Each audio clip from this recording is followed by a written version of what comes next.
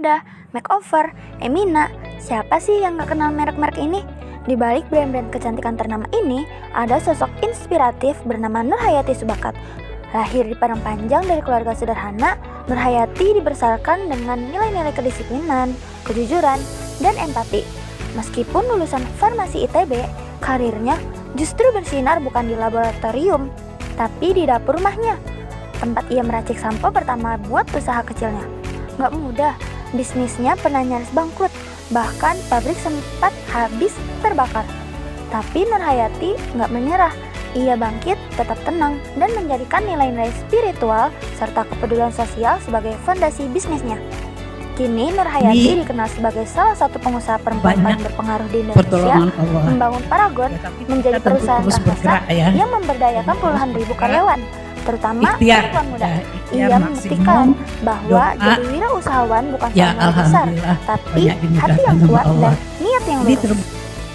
Nah, apa aja sih inovasi atau keunikan usahanya? Yang pertama ada pelopor kosmetik halal di Indonesia. Pada tahun 1995, beliau meluncurkan Wardah sebagai pelopor kosmetik bersertifikat halal di Indonesia yang menjawab kebutuhan konsumen muslim tanpa mengorbankan estetika dan kualitas. Yang kedua, memulai dari industri rumah tangga. Usaha kosmetiknya bermula secara sederhana pada 1985 sebagai usaha rumahan yang bernama Putri, yang produknya dijual ke salon lokal di Tangerang. Transformasi dari produksi rumahan ke manufaktur besar memperlihatkan kekokohan model bisnisnya. Selanjutnya yang ketiga ada ekspansi global. Wardah kini telah menembus pasar luar negeri seperti Malaysia dengan ekspor mencapai sekitar 22 miliar, menjadikannya brand lokal yang kompetitif di kancah regional. Yang keempat, diversifikasi berbasis segmen. Di bawah ini, Paragon Technology and Innovation sejak 2011, Nurhayati memperluas portofolio merek. Yang pertama, Makeover pada tahun 2010 untuk pasar profesional. Yang kedua, Emina pada tahun 2014 untuk remaja. Dan yang ketiga, Half serta produk untuk pria dan segmen niche lain. Nah, selanjutnya kita masuk ke produk unggulan.